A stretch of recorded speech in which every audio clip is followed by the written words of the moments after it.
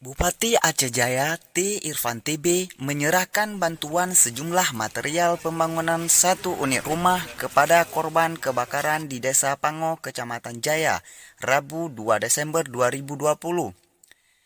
Bantuan tersebut disalurkan melalui Badan Penanggulangan Bencana Kabupaten Aceh Jaya. Saat penyerahan, turut didampingi Muhammad Ali selaku anggota DPRK setempat.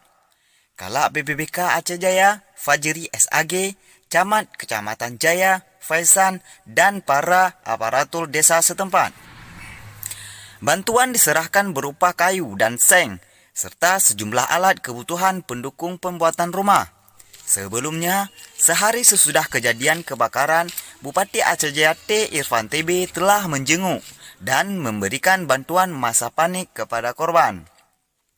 Usai menyerahkan bantuan secara simbolis, Bupati Aceh Jaya T. Irfan TB di depan korban menyampaikan, pemerintah Kabupaten Aceh Jaya telah melakukan upaya mengakomodir setiap kebutuhan warga.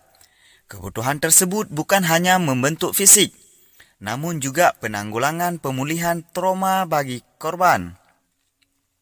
Dirinya juga mengucapkan terima kasih kepada seluruh warga Desa Pango yang telah membantu pemerintah baik di saat pemadaman api hingga membantu korban yang rumahnya terbakar.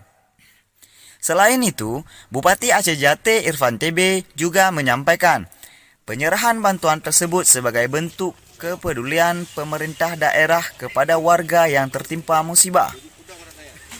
Alhamdulillah, saat ini kami telah hadir dan menyerahkan bantuan. Semoga bantuan ini bisa meringankan beban bapak dan ibu sekeluarga, ujar Bupati Aceh Jaya kepada korban yang kebakaran. Senadai hal yang sama, Camat Kecamatan Jaya Faizan mengucapkan terima kasih kepada Bupati Aceh Jaya karena telah membantu warga di wilayah kerjanya.